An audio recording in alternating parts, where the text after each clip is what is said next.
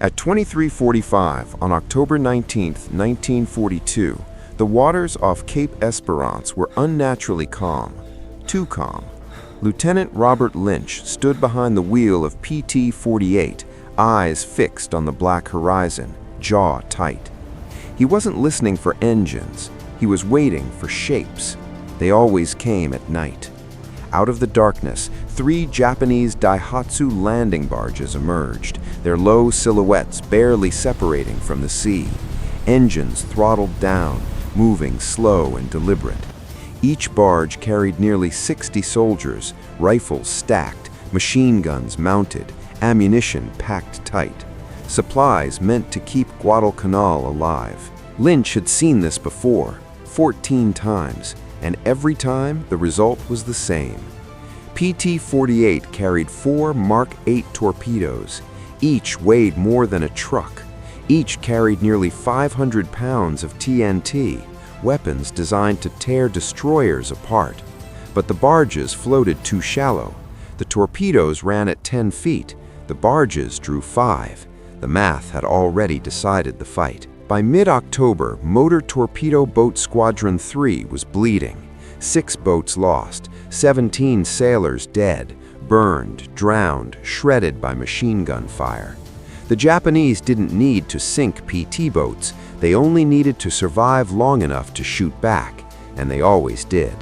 The Americans called it the Tokyo Express, nightly Japanese supply runs down the slot, slipping past Allied air power under cover of darkness. When destroyers became too dangerous, the Japanese adapted.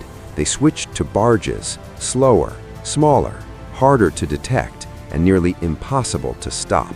The twin 50 caliber Brownings on PT-48 could spit bullets at 850 rounds per minute. Against wooden fishing boats, they were terrifying. Against steel-plated Daihatsu barges, they were useless. Bullets sparked and ricocheted, doing nothing except revealing the PT boat's position. Lynch knew the pattern by heart. Detect, close, fire torpedoes, miss, withdraw, or die. 3 miles inland, Henderson Field was fighting its own war. Japanese bombers hit almost daily. Burned Wildcats littered the runway. Twisted P-400s, shattered Bell P-39 Airacobras everywhere. The Airacobra was an odd aircraft. Its engine sat behind the pilot. A long drive shaft ran beneath the cockpit. That design left room in the nose for something unusual, a 37mm cannon, the Oldsmobile M4, an aircraft gun designed to kill armor and airplanes alike. High explosive shells, armor-piercing rounds, automatic fire. Most Airacobras at Henderson were total losses. Engines seized, wings torn off, pilots dead, but the cannons were untouched. At dawn on October 20th, Lynch walked the runway. He counted wreck after wreck, 23 Airacobras, broken beyond repair. No one had bothered with their guns. They were aircraft weapons. No doctrine allowed their use on boats. No mounts existed. No approvals were possible. But war didn't care about doctrine. Lynch stopped beside one wreck, its nose buried in coral. The cannon protruded forward like a steel finger, pointing toward the sea. He did the math. 150 rounds per minute, explosive shells, steel-piercing capability.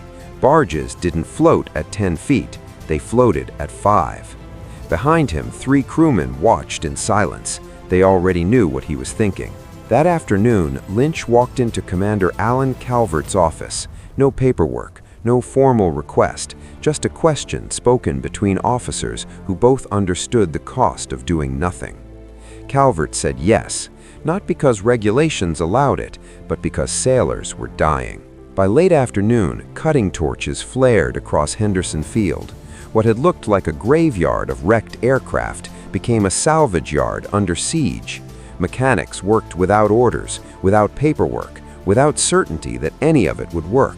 They only knew one thing: Japanese barges would run again tonight, and PT boats were running out of chances. Technical Sergeant James Coogan was the first man Lynch's crew found.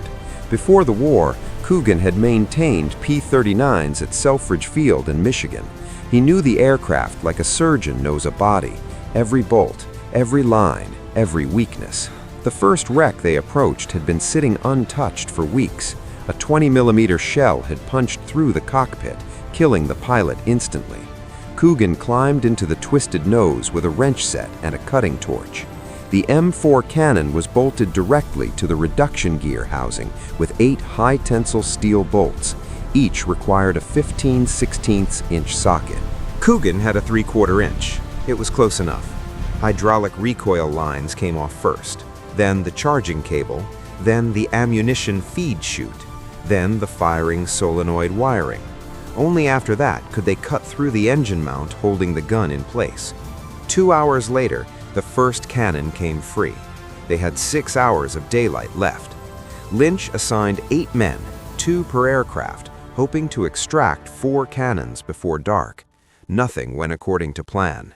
One aircraft had sat in tropical heat so long that the hydraulic fluid had turned to sludge. Bolts refused to move. They had no penetrating oil. They poured aviation gasoline onto the metal and waited. 20 minutes later, it finally gave way. Barely. By 1730, 3 complete M4 cannon assemblies lay on the coral beside the runway. Each weighed nearly 280 pounds. Coogan inspected them. One had a cracked recoil cylinder, unusable. One had a bent feed paw, repairable. One was perfect. 1 cannon, 1 chance. But even 1 cannon raised a bigger problem. PT boats weren't designed for aircraft weapons. PT-48 was an 80-foot wooden boat, mahogany planking over oak frames. The forward deck was rated for 50 caliber turrets. No one had calculated recoil forces for a 37mm automatic cannon firing explosive shells. If the mount failed, it would tear through the deck and anyone standing nearby. Chief Machinist's mate Donald Frey didn't wait for instructions. Using scrap steel, landing gear struts, and engine mounts, he sketched a design in grease pencil. It wasn't elegant, it wasn't safe, but it might work. A circular baseplate, reinforced bolt points, a vertical pipe, a crude rotating collar, a yoke to cradle the gun. Weld, stop, cool, weld again. By 2100, the pedestal mount stood finished. Ugly welds, burned paint, 3 degrees of wobble, but it would hold the gun. Probably. They loaded the cannon onto a truck and ferried it across Iron Bottom Sound under blackout conditions. PT-48 waited at Tulagi. Installing the mount took hours, holes drilled by hand, oak frames reinforced, bolts tightened one by one.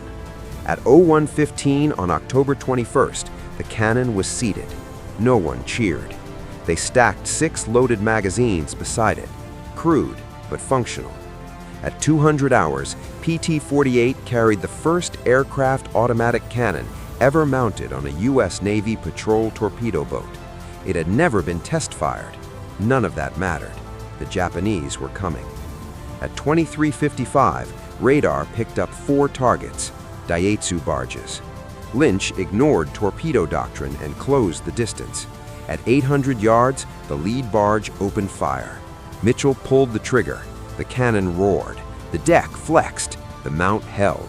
High explosive shells ripped into the barge's hull. One detonated inside the troop compartment. Flames erupted. Men jumped. 30 rounds, 12 seconds. The second barge exploded moments later. The third was crippled. 90 rounds fired, 0 American casualties. Lynch radioed Tulagi. The cannon worked. By dawn, the story had spread. Doctrine changed. More cannons were salvaged. More mounts built. Barges burned nightly. Japanese radio intercepts soon described demon boats firing explosive shells. Supply lines collapsed. Confidence collapsed with them. The cannon didn't win the Pacific War, but it starved parts of it. And it all began not with approval or planning, but on a ruined runway where someone looked at a broken airplane and saw possibility instead of defeat.